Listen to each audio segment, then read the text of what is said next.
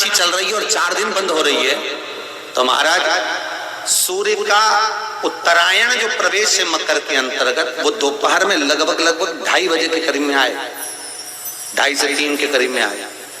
तो निवेदन करूंगा मैं आपको ऐसा लगता है कि आपका व्यापार 4 दिन अच्छा चल रहा है, फिर गिर रहा है, फिर चल रहा है, फिर नीचे आ रहा है, तो जब मकर राशि के भीतर सूर्य प्रवेश करेगा 2:30 के लगभग में आएगा, शायद दोपहर में 2:30-3 बजे के करीब में प्रवेश करेगा, तो आपको ऐसा लगे या किसी की तबियत थोड़े दिन अच्छी हो रही है, फिर गिर रहा है, फिर अच्छी हो रही है, फिर बेकार हो रही है, फिर अच्छी हो रही है, फिर बेकार हो रही, दवाई खा रहे हो नहीं लग रही, तो आप जब मकर राशि में सूर्य प्रवेश करे, कल मकर संक्रांति के दिन उत्तरायण जब सूर्य के भाव प्रवेश करे महाराज, दोपहर में 2:30-3 बजे के करीब में प्रवेश कर जाएगा, इतनी बजे, तो प्रयास करना थोड़ी सी काली तिल्ली लेना महाराज जी, उसमें एक बमूल का कांटा लेना, काली तिल, बमूल का कांटा और किसी भी वृक्ष की 5 पत्तियां लेना महाराज, उसको लेकर अपने दुकान में, व्यापार में, या जिसको औषधि ना लग रही हो, जिसका स्वास्थ्य गड़बड़ हो रहा हमारा, उसका स्पर्श कराकर या 21 बार उस पर से उतार कर,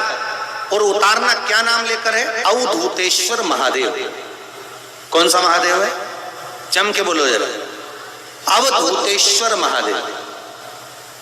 शिव जी का एक अवतार हुआ था, तुम्हें दिक्कत आ रही है, व्यवसाय में तकलीफ आ रही है, या किसी न किसी रूप में कोई ना कोई कष्ट आपको लग रहा है, तो अवधूतेश्वर महादेव का नाम लेकर काली तिल्ली, वृक्ष की पत्ती और एक बमूल का कांटा लेकर, और आप दुकान में से उतार लो, चाहे शरीर पर से उतार लो, उसको ले जाकर किसी भी चौराहे पर उसको पटक दीजिए।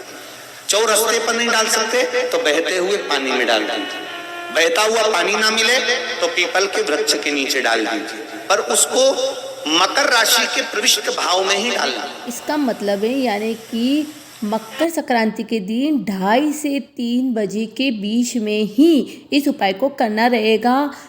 जो व्यक्ति इन उपायों को कर लेता है उसका व्यापार अच्छा चलने लग जाता है। अगर कोई व्यक्ति बीमार रहता है उसके ऊपर से उतार लेते हैं तो वो कभी बीमार नहीं होता है, नज़र नहीं लगती है। तो ये बहुत ही सटीक उपाय है, जरूर करें। चलिए चलते हैं दूसरे उपाय की तरफ। कर्जा मुक्ति के लिए ये उपाय है। अगर कोई पैसा खा गया है तो उसके लिए भी इस उपाय को कर सकते हैं। जब सूर्य मकर राशि में प्रवेश कर रहा हो यानी कि 2:30 से 3 बजे के बीच में अगर इस उपाय को किया जाए तो बहुत ही अच्छा रहेगा। दोपहर के समय 3 शमी पत्र, एक जल का पात्र ले लें, उसमें 3 शमी पत्र डाल दें, थोड़ा सा कुमकुम डाल दें, 7 चने की दाल डालें, एक बेल पत्री डाल दें। उत्तर दिशा की तरफ जल छोड़ते हुए, जल का सिंचन जो करना है वो उत्तर दिशा की तरफ जल को अर्घ देते हुए, जो व्यक्ति पैसा हमारा खा गया है, जब सारा जल नीचे डालें तब उस व्यक्ति का स्मरण करते हुए या कर्जा जो है उसका स्मरण करते हुए सारा जल जमीन पर डाल दें। वो पत्ती, चने की दाल, सब कुछ नीचे समर्पित हो जाए, इस तरह से डालें और थोड़ा सा जल का छींटा अपने ऊपर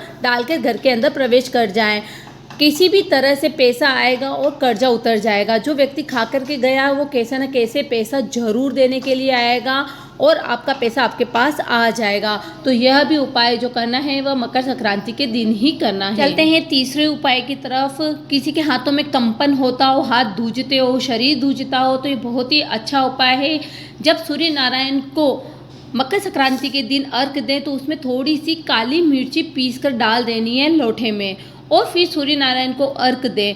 अर्घ देने के बाद सारा जल जब छोड़ दें उसके बाद जो जमीन पे जल रहता है उसे उस स्थान पर लगाएं जहाँ कंपन होता है, चाहे हाथ में होता हो, पाँव में होता हो, उस स्थान पर लगाएं तो उससे भी कंपन होना समाप्त हो जाता है। संक्रांति के दिन का चौथा जो विशेष उपाय है वह है 14 जीवों को 14 नामों का दान देना। यानी कि 14 बार अलग अलग जीवों को बोलिए हर हर महादेव या श्री शिवाय नमस्तुभ्यम 14 बार 14 जनों को बोल दीजिए। जब सूर्य मकर राशि में प्रवेश कर ही रहा है तब जो समय रहेगा वह रहेगा 2-2:30 बजे से 3-3:30 बजे का ये समय रहता है दिन में। उस समय जरूर 14 जीवों को 14 बार श्री शिवाय नमस्तुभ्यम, हरि नाम, विष्णु नाम, जो नाम आप देना चाहो उन जीवों को बोल करके नाम दान जरूर करना चाहिए। इससे कई करोड़ों गुना पुण्य की प्राप्ति होती है।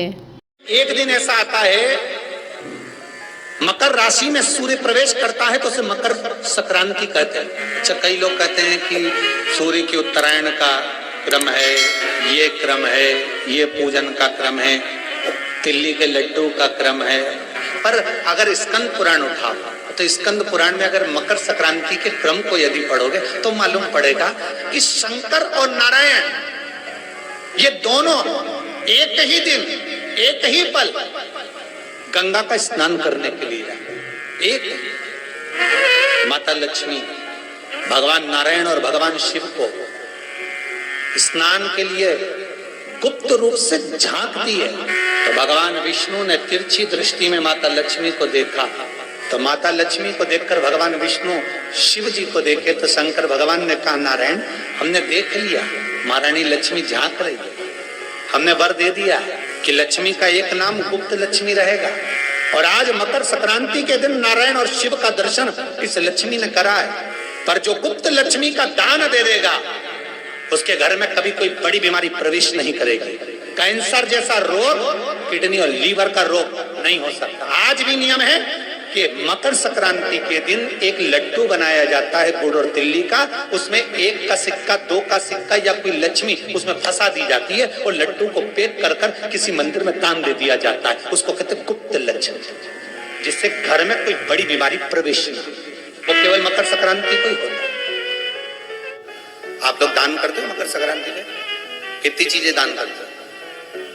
और सुहागन माताओं को देते हो ना? क्या देते हो? कितने देते हो? 13 14 कितने? 14।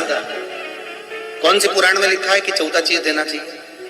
तो महाराज आप कह सकते हो अग्नि पुराण में वर्णन आता है। देव ऋषि नारद भगवान विष्णु के पास जाकर पूछते हैं, नारायण कृपा करिए। भगवान विष्णु ने पूछा, क्या बात है बोलिए देव ऋषि नारद, क्या चाहते? हमें इतना सा बता दो। शिव जी के यहाँ जाते हैं तो पहले उनके द्वारपाल से पूछना पड़ता है अंदर जाने के लिए। ब्रह्मा जी के यहाँ जाते हैं तो ब्रह्मा जी के द्वारपाल से पूछना पड़ता है। इंद्र के यहाँ जाते हैं तो इंद्र के द्वारपाल से पूछना पड़ता है।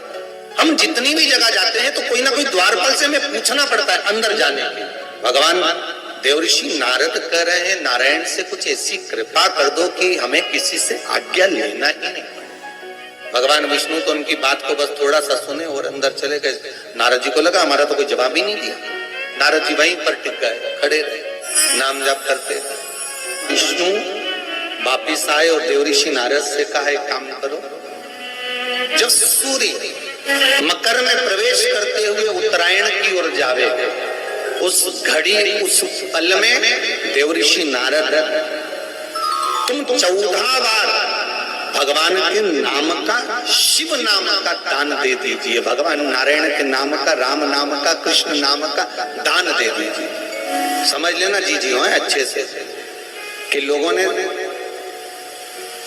दान को कितना भ्रष्ट कर दिया वो बताया जाए। अग्नि पुराण में ये नहीं लिखा कि तुम प्लास्टिक की चाय की चन्नी दो। 14 यहाँ क्या लिखा अग्नि पुराण में कि मकर संक्रांति के दिन जब सूर्य उत्तरायण भाव में प्रवेश करे, मकर में जावे, उस समय पर देव ऋषि नारद तुम्हारे मुख से अगर 14 बार भगवान के नाम का दान 14 जीवों को दे आओगे तो किसी भी देवता के पास जाओगे, तुम्हें परमिशन की जरूरत नहीं पड़ेगी, तुम डायरेक्ट प्रवेश कर जाओगे। डायरेक्ट। अब तुमको अगर वैकुंठ में डायरेक्ट प्रवेश करना हो तो बिना पूछे, तो उसके लिए कहा ही मकर संक्रांति पे दान दो। तो किस चीज का दान देना हमारा? प्लास्टिक का डब्बा नहीं, बाल्टी नहीं, चन्नी नहीं, किस चीज का दान? तो कहा अगर देवर्षि नारद आप दान दे रहे हो तो 14 नाम का दान दीजिए। 14 जीवों को नाम का दान दे दो, भगवान के नाम का भजन कर दो। और अगर संसार के लोग दान दे तो किस चीज का? तो के अन्न से बड़ा कोई दान। आज भी नियम है कि मकर संक्रांति के दिन एक लड्डू बनाया जाता है गुड़ और तिल्ली का, उसमें 1 का सिक्का 2 का सिक्का या कोई लक्ष्मी उसमें फंसा दी जाती है और लड्डू को पैक कर कर किसी मंदिर में दान दे दिया जाता है। उसको कहते हैं गुप्त लक्ष्मी, जिससे घर में कोई बड़ी बीमारी प्रवेश नहीं, वो केवल मकर संक्रांति को ही होता है। क्यों उम्मीद करती हूँ वीडियो आपको ज़रूर पसंद आया होगा। ये सारे जो उपाय हैं वर्ष में सिर्फ एक ही दिन करना रहेगा, मकर संक्रांति के दिन। दान भी आपको बता दिए, सारे उपाय भी आपको बता दिए। वीडियो को ज़्यादा से ज़्यादा शेयर करें जिससे और लोगों को भी लाभ प्राप्त हो। एक और अचूक उपाय जो गुरुदेव ने अपनी कथा में बताया है वह है जब आप सूर्य नारायण को अर्घ दें, अगर आपको कोई बीमारी नहीं है, कोई समस्या नहीं है तो भी आप इसको जरूर करें, जिससे व्यक्ति का तेज बढ़ता है, बल बढ़ता है। 1 लोटा जल ले लें, उसमें कुमकुम और हल्दी हल्दी डाल करके सूर्य नारायण को मकर संक्रांति के दिन अर्घ देने से व्यक्ति का तेज बढ़ता है, स्वाभिमान बढ़ता है। इस छोटे से उपाय को जरूर करें। हर हर महादेव, श्री शिवाय नमस्तु।